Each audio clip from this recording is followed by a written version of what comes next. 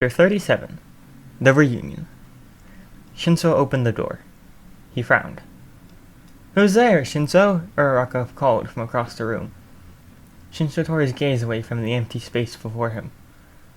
"No one. I don't see anyone here," he replied, his brow furrowed.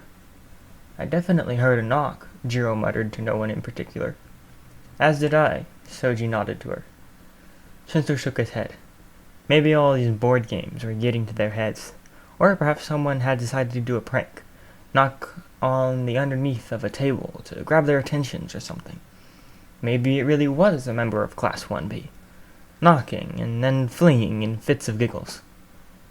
Shinso sighed and went to close the door again. It had been a long night. He was looking forward to it being over now. But then something stopped the door from closing. Shinso hesitated. He stepped outside a little. Was someone hiding behind the door? Cautiously, he let go of the door, and let this hidden someone pull it, slowly but surely, further open. And when Shinso saw the nervous, shivering person behind, well, he didn't know what to feel. Finally, it was over. Midoriya watched Shinso's face morph across every emotion in the human spectrum. The chain slipped out from under his sleeve as he lifted his arm to wave hello. He vaguely acknowledged Aries' hand slipping from his own, in favor of hiding behind his leg and hugging it tightly. But right now, all he could really focus on was the moment he'd been dreaming of for the past half a month. The reunion. Midoriya's hand hovered there for a moment as Shinso just stared. His hands were over his mouth. He shook his head and took a few steps back in disbelief. Midoriya had been rather scared, at second thought. Was he in the right place? What would they say, even if he was? What would they do? He'd backed away as the door creaked open. His heart was beating far too fast to be healthy as he ducked out of sight, pulling Eri along with him. But when he'd heard Shinso's voice, well, he couldn't just stay hidden for any longer. He felt the tears welling at his eyes as he lifted his other hand to finally communicate properly with someone. "It's good to see you," was what he signed to his friend. Shinso," someone called from inside the new dorm building. "Is everything okay?" But Shinso didn't bother answering him. Midoriya hesitated, unsure of what to do. "Sorry for interrupting, but He didn't finish, because Shinso didn't let him. And that was even harder to stop himself from crying, because Shinso most certainly was, over his shoulder as he hugged him tightly. "Shinso!" Someone else yelled after him. Shinso suddenly let go of Midoriya, walking backwards into the dorms with his hands pulling at his hair, still staring at Midoriya. "What's going on?" the class, hidden just out of Midoriya's sight, persisted to question. Again, Shinso didn't reply, but instead broke into a brilliant smile and swore at the top of his voice. No, this isn't happening, no freaking way." After a moment of shocked silence, Midoriya couldn't help but laugh. Shinso tried to rub the tears away from his eyes, but to no avail. "Don't laugh at me, you bastard." But he couldn't stop. He was just so happy. And the moment got even better, when from around the corner, a little creature rocketed towards him, stopping inches from Midoriya's face and chirped loudly. "Siren," he thought, with an unbridled glee. Midoriya held his hands out for her to land upon and shook the top of her tiny head with his finger fondly. It wasn't long before curiosity got the better of Class 1A, but the first around the corner to peer out of the door was Canary. His jaw practically dropped to the ground. "Holy smokes! Canary?"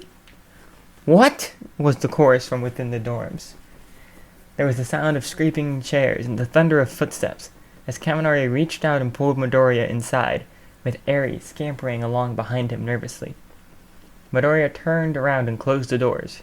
He didn't know why, but the feeling of having them shut behind him was somewhat comforting. "Canary!" Jiro cried. She was the next to literally throw herself in Midoriya's direction, being a little less secretive about her sobs. Midoriya was forced to toss Siren into the air so she wouldn't be squished between them. There was a mixture of reactions across the class. Of course, Midoriya still didn't really know all of them incredibly well, since he never had the chance to spend much time with them during the summer camp, but his sudden appearance still seemed to have quite the effect on them. Whilst others hung back, mouths agape, Many began to cry. Shinso seemed so distraught that he was now sitting on the floor, his head in his hands. Jiro's mascara had started to run down her face already, but she didn't seem to take any notice. Ida had to hold onto the side of the kitchen counter as he hung his head, also crying. Then there was Uraraka, who had joined in on what was becoming a group hug now, sobbing almost as loudly as Jiro, if that was possible. Then there was Todoroki, who just stood there, too shocked to move. Kachan seemed to be doing the same, staring right at the back of the group and staring. "What the hell?" Shinso eventually screamed as the others began to pull away from the embrace. He grasped Midoriya's shoulders and repeated the words, "What the hell?" Midoriya just sniffed loudly, his vision blurry as he waved hello again. But then Shinso's eyes zeroed in on the chain on his wrist. He backed away a little. Okay, let's get that off." Ida walked over and put one hand on Midoriya's shoulder. "I'm going to find Mr. Aizawa. They are having a staff meeting." Midoriya nodded, but didn't let him go without a quick hug, too. Ida's glasses were all steamed up as he left, taking off at a run with the aid of his quirk. "Come on," Shinso insisted, grabbing his arm to lead him towards the seating areas. And the dorms seemed quite nice. They didn't get that far, because Midoriya pulled away as he met Eri's worried gaze, and she still hung onto his leg. Midoriya pointed down at her, and the glasses of his classmates slowly lowered to her level. "Who is—" began Mina, before trailing off. Yaoyorozu crouched down to her. Eri backed away a little, hiding behind Midoriya. "Hello there," said Yaoyorozu, "and who may you be?" Eri was hesitant, glancing up at Midoriya, who gave her a swift nod. "Eri," she stammered. "Hello, Eri," Yaoyorozu smiled. "I am Yaoyorozu, but you can call me Momo."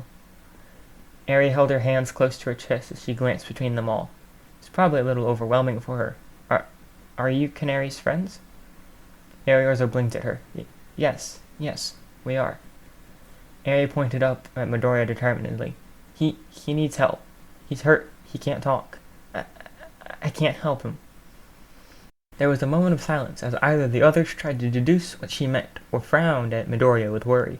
Of course, they could have easily concluded that he wasn't talking because, well, he often didn't anyways, but the bandages sticking out underneath his surgical mask was a bit of a giveaway for those who were capable of noticing them, despite their debilitating emotions. "Can we just—" Shinso started, rubbing the rest of the tears away from his eyes. "Can we just sit down? You need to explain, please." Midoriya picked at his bandages nervously as he nodded. Honestly, he'd been so focused on getting to UA that he hadn't all considered what would happen after this initial wave of relief. So, the class cautiously started to migrate back to the sitting area. Midoriya followed them whilst making sure Eri was coming too. He did notice he hadn't ended up taking his shoes off, but even as he swerved to turn around to do just that, Shinso grabbed hold of his shoulders again and steered him right towards the sofa, plonking him right in the middle. Eri, a little confused about the whole ordeal, ended up sitting with Yaoyorozu on the armchair next to the sofa. "I can't believe you're here," Jiro wheezed as she accepted a tissue from Yaoyorozu, dabbing at her runaway makeup, only making it worse. We thought you were dead," she wept, sitting down next to him, on the other side of Shinso. Midoriya cocked his head to one side. Well, it was expected, of course. Overhaul had thought the same thing. But then there was what Midoriya had heard over the radio. So, with singing being something beyond his current capabilities, he resorted to the next best thing, and he hummed the chorus of the song he'd heard her sing, staring at the ceiling and swinging his legs back and forth as he did so, trying not to think about what else had happened on the day that this music had reached his ears. "You heard?" Uraraka realized, her hands over her mouth. Midoriya smiled beneath his mask and nodded. "They gave you a radio," Todoroki concluded, retrieving a discarded cup of coffee from the side of the— "Hey, is that Siren's nest?" Midoriya picked it up as the bird in question finished her loop-de-loops around the room and settled down in it. "Midoriya." He turned his head back to Shinso. His face was all red and his eyes bloodshot after his tears. "How did you get here?" "Oh!" he exclaimed, passing the nest to Shinso and delving into his pockets again to reveal his phone. He carefully removed the ruined device from the case, and then flashed the 3 cards hidden beneath it to the others. Shinso took each of them from him, frowning at them. "You got into UA with your ID. I got that, but just how?" Maria blinked at him for a moment, before pointing to his train card once more. He stared at him. You took the train? Midoriya let out a small laugh and nodded. But from where? Questioned Todoroki, perching on the arm of the sofa beside Shinso. Midoriya started. About an hour from UA. You were an hour away? Shinso exclaimed. You were so close, Jiro realized, covering her face with her hands again. But no one ever found you, she sobbed. Midoriya just hugged her again, hopefully conveying that it was okay. We need to get that chain off, Jiro insisted after feeling the cold metal against her skin. Right, Shinso nodded. How can we do that? I can do it, insisted Todoroki. He hurried forward and examined the cuff. Sato, I'm going to need to melt the metal and then freeze it as soon as it can so it won't hurt Midoriya. Can you pull it apart as I do this? Sato, with a strength-enhancing ability, nodded confidently. He pulled out a singular sugar cube from his pocket, the fuel for his power, as he stepped forward and grasped the sides of the metal. Okay, go, now! Todoroki's left hand glowed with fire as he carefully began to heat the metal. In a slight fear that it would accidentally burn him, Midoriya winced and looked away. But after a surprisingly increase in temperature, quickly followed by a drop so drastic that he let out a gasp, there was a distinct sound of snapping metal. The cuff fractured and fell into 2 clean pieces, breaking it where Todoroki had melted it into it, and though the seam on the other side. Once free, Midoriya rubbed at the skin that had been hidden under it in utter relief. Todoroki took the chain out of Midoriya's sight, and he was happy for it. There were a few minutes of silence after that, whilst everyone exchanged nervous whispers, tried to comfort Midoriya, or just stood there, lost in their thoughts. How did you get away from them? That was Kacchan. Everyone turned to stare at him for a moment, a strange mixture of emotions on their expressions. Midoriya tried to ignore it as he turned to Shinso to sign an explanation, relishing the improved mobility of his wrist. I've gotten out quite a few times, actually. This was just the only time I got lucky enough for it to be successful. You've gotten out before? It was all Shinso translated. How many times? Midoriya frowned, thinking back to how many times he managed to flee, including that night's happenings. 6, I believe. You got out 6 times? But what made this time any different? Questioned Mina. She was curled up on the sofa opposite him now, in her pajamas, the wet on her cheeks making her pink skin glisten strangely in the light. Midoriya nodded towards the little rag-clad girl by Yorioso. Eri, he managed. It was a nice, simple name. I had to get her out. Another brief moment of silence followed, and it was Mina who broke it with a cry of frustration through her heavy sobs. Midoriya flinched dramatically at it as she spoke. Oh, come on, please, speak to us, Mina begged. I know you have it hard sometimes, and I understand, but you're saying bits and pieces, and I really want to understand that. Don't force him, Shinso snapped protectively. I'm not, protested Mina. But he can't. Everyone turned back to Eri. He can't speak, she whispered, trailing off as she gazed into Midoriya's eyes. Midoriya, what happened? Asked Todoroki, wavering with his question, as he glanced between him and Shinso, as if unsure if asking was pushing any limits. Midoriya hesitated. He didn't want to make them worry. Your face, interjected Kacchan, walking a little closer to him, but still hovering at the edge of the group. He glanced at the others as their stares returned to him. He ended up focusing his gaze on Kacchan. Shigaraki did something to you, back at Kamino. Midoriya had almost forgotten that Kacchan had seen it happen. He was just so relieved to see that he really had made it out okay, that everyone had, him included. However, there was still one rather major problem. Shinso turned back to him with wide eyes. Can you speak at all? Midoriya did nothing for a moment but stare back at him, a lump rising in his throat.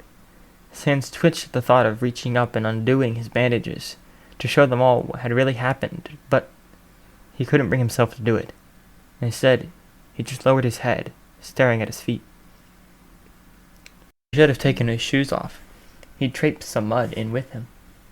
In the corner of his eyes, he saw Shinso hesitantly reached out to pat him on the shoulder or something, but he decided against it. His hand just hovered there instead. Midoriya didn't even realize he was crying until he saw the tears drip down onto his shoes. It was in that moment that the front door was thrown open again. Midoriya didn't look up. He only heard it, saw when Mr. Aizawa's black boots appear before him, and he crouched down to look him in the eyes. Midoriya tried not to reach his gaze, simply staring unblinkingly at the floor. The others tried to explain to him in hushed voices what had happened. Midoriya paid little attention. "Midoriya, we're going to go up to Recovery Girl," Mr. Aizawa insisted after a moment, "and we'll see where we go from there." He stood up again and, with more confidence than Shinso, put his hand on Midoriya's shoulder, pulling him to his feet firmly. But before they went any further, Midoriya sighed and knelt down again, positioning himself so he's right in Midoriya's line of vision. "All right there, problem child?" It was a trivial question. Of course, he wasn't all right. How could he be? He had been so happy to be back, to be out, to be safe. But now it had really dawned on him. Nothing would ever be the same again. Midoriya nodded. Siren flew from her nest, as Shinso had moved from his lap at some point, and landed on top of Midoriya's head. He smiled, trying to push all his negative thoughts away for just a little longer. Eri hurried over to him, grasping his hand again as Mr. Aizawa led them back towards the door. He opened it, letting the cool night air drift inside. There was a nagging thought in the back of Midoriya's mind. "Stay here. Here is safe. Don't go outside. Don't go outside." "Shinso," Mr. Aizawa called, and Midoriya blinked, tearing his eyes away from the open door and back to his teacher. "You know sign language. Could you come with us for a while?" "Of course," Shinso replied, seemingly trying to keep the enthusiasm out of his tone as he hurried over to them and pulled on his shoes. Midoriya waved goodbye to the others glumly as he left, and Eri did too. "Wait!" Uraraka suddenly called. She ran forwards, tapping something into her flip phone, which she promptly thrust into Midoriya's free hand. "I've taken the passcode off. I know it's not a great phone, but this way you can talk to us." Midoriya smiled and gently tucked the pink device into his hoodie pocket, only to be painfully reminded that the jumper used to belong to whichever villain threw it at him when he got too cold in just a t-shirt and shorts. Honestly, he was rather looking forward to disposing of it. Maybe just straight up burning it. "Thank you," he signed, something that Uraraka had come to recognize over the amount of times that he had used the sign for her. After one last hug, he left them behind again and trudged back down the path, all the way to the main UA building. Glancing over his shoulder a few times, he could see them all at the door, silhouetted against the warm light of the dorms, watching him leave as quickly as he'd arrived. They were silent as he walked. Eri was almost jogging to keep up at times. Her little legs were taking far too many strides to just one of Midoriya's. He was shorter than both Mr. Aizawa and Shinso, who insisted on moving at a rather fast pace towards Recovery Girl's office. Not that Midoriya minded too much. Consequently, they arrived rather quickly, and Mr. Aizawa knocked hastily on the door. "I told Recovery Girl that she might be expecting us," he explained as he heard her footsteps approach the door, "but Ida didn't explain that the problem at 1A was you until we were about halfway there." The door swung open, only to reveal the short stature of yet another kind face that Midoriya was more than happy to see again. "Oh dear," were Recovery Girl's first words to him since the sports festival. "What a pleasant surprise," she continued after an awkward minute of shocked silence between the group. Come in, come in." Midoriya urged Eri to be checked over first, lifting her up onto the bed as Midoriya sat down beside her. "And what would your name be?" questioned Recovery Girl. Midoriya reviled her ability to remain so calm. "Eri," she stammered. "How old are you, Eri?" She hesitated, as if unsure. 6? "Oh, a big, strong girl like you must already have her quirk then," the nurse smiled, reaching out to unravel the bandages on Eri's arm. But Eri flinched and pulled away, shuffling back towards Midoriya. My quirk is bad," she whimpered. Midoriya blinked at her. He hadn't actually considered why Overhaul had her captive in the first place, but he was pretty convinced it wasn't because she was his daughter. Could it have been to do with her quirk, whatever it was? He frowned. Overhaul had been very protective over Eri when she appeared before Midoriya, but not in a good way. She must have been an integral part of his plans. "Midoriya, where did Eri come from?" Mr. Aizawa interrogated. Eager to explain, Midoriya turned to Shinso. "Be careful what you translate. I don't want to frighten her." Shinso nodded. "I don't know who Eri is. I only met her today," Midoriya continued. "I had tried to flee, but ultimately failed, until she ran into me. She was running from a second group of villains, other than the League. They had some clashes, whilst I was with them. It didn't end well. I didn't trust them, and I didn't trust the League either. It was a fight, and Eri was scared, and I used the confusion to escape with her. With a frown and another nod, Shinzo turned to Mr. Aizawa and Recovery Girl and repeated everything he thought necessary, which was a good majority of it, but as promised, was cautious enough with his wording as to not set Eri off. We'll have to settle this matter at another time with the police, Mr. Aizawa sighed. You too, Midoriya. I have a feeling you have a rather long story to tell. Midoriya gulped and nodded, not feeling too keen to tell it. Recovery Girl turned to Midoriya. Now then, how are you feeling, young man? Is anything the matter physically? Midoriya twiddled his thumbs together, avoiding his gaze. He can't speak, Eri piped up. He's hurt. Okay then, dearie, shall we take a look? It's your mouth, yes? Midoriya glanced at Shinzo. He wasn't sure if he wanted him to see just yet, but... You might not want to let Bluebird see this, Midoriya sighed. Blue, he began, but then glanced at Eri. Her petite figure and the blue-gray color of her hair. Shinzo smiled. Despite it all, he turned to Mr. Aizawa and whispered Midoriya's request to him. You like cats, Eri? Mr. Aizawa said, raising an eyebrow. Cats? Eri repeated with a frown. Come on, let's see some pictures of my cat. His name's Sushi. And so, Mr. Aizawa took Eri's hand and led her to the other side of the office, pulling across a pale blue curtain to separate them from the rest of the group. The quiet chatter between him and Eri filled the background. Midoriya sighed and lifted his hands to his face, keeping an eye on Shinzo the entire time. He took off his surgical mask and tossed it to one side before picking at the bandage, finally locating an end, and slowly but surely undoing them. The Recovering Girl took one look and then turned around to locate a torch. Shinzo just stared. Midoriya had his eyes closed now, refusing to take in the expression on Shinzo's face for a moment longer. He felt weirdly ashamed by it. Okay, Midoriya, Recovery Girl continued. This looks surprisingly clean, not infected at all. That's good to see. Does it hurt much when you move your mouth? It did from time to time, but Midoriya just shrugged.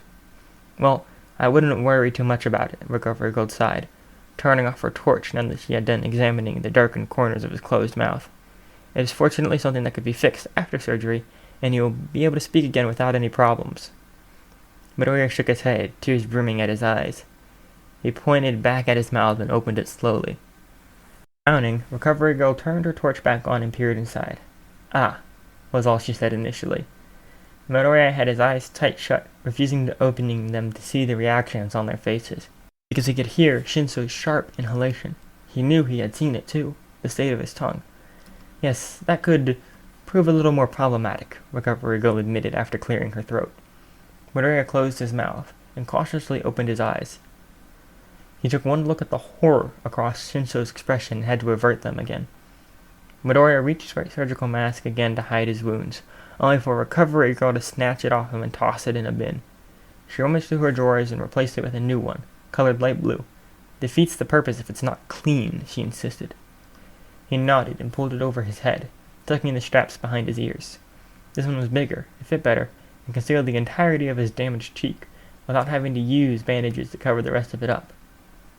Mr. Aizawa, Recovery Girl called out. He pulled the curtain aside instantly. I'm going to contact the Hero Hospital. You may have to stay there for a few days, she explained. Mr. Aizawa nodded as Eri hurried back over to Midoriya. He has a cat and he's big and fluffy, she announced. Her enthusiasm was apparent, yet she lacked a smile on her face. It was like she was stating a fact, more than just being excited about a cute cat. Midoriya smiled for her and nodded. Can I show you? She asked. Midoriya nodded again as she shuffled up beside her. Mr. Aizawa sighed as he handed over his phone so Eri could flick through the pictures contently. For the next however long it was, that was all they did, look at cats. Shinzo sat next to them too, and though the future was lost to them in the back of their minds, Mr. Aizawa had announced that he would leave them in the care of Recovery Girl whilst he went and explained the situation to the rest of the teachers. So, perhaps Midoriya should have expected what happened next. The door creaked open again. Midoriya thought it was just Mr. Aizawa re-entering. He looked up, expecting him to say that the transport to the hospital was here, and that he would need his phone back, but instead... Hey there, little co-host. It was Present Mike. They stared at each other for a moment. Midoriya smiled and waved at him. Hello, Cockatoo, he sighed, whilst trying not to cry. And gradually, a smile spread across his teacher's face. Okay, sighed Midoriya, Since Mike here knows signs, he will be accompanying Midoriya and Eri to the hospital. Wait, can't I come too? Protested Shinso as he got to his feet. Mr. Ozawa hesitated, taking his phone back off his student. I'm sorry, Shinso, but this is serious. There needs to be a police investigation and, from what it sounds like, maybe even surgery. You'll have to stay here. Come on, Canary, President Mike exclaimed, reaching forward to grab his shoulders. It was when he broke down, the tears seeping out from underneath his hero costume sunglasses. Midoriya just grinned sadly and hugged the hero. I'm sorry we couldn't save you, he whispered. Midoriya just buried his face in his jacket, unable to reply. He wasn't sure if he could have thought of what to say, even if he could. Let's go, President Mike insisted after a moment longer, patting Midoriya on the back. And so, not long after he had arrived, Midoriya left Yue in the back of an ambulance, an unease brewing within him. Perhaps it was just paranoia, but from the window he could have sworn he saw faces in the shadows, familiar ones, waiting for him. Canary, President Mike rested his hand on Midoriya's shoulder. I made him flinch. Hey, it's all right now. You're safe now. Midoriya glanced over at Eri. Thoughts of a dangerous quirk, a man who used it to his advantage. Then, of that bullet. The golden ones fired at Ming and Compress, not so long ago, those which erased their quirks. He raised his hand to his cheek, exposed teeth brushing against the inside of the new surgical mask. He thought of the man who took his voice, his power, his future. No, this wasn't over yet.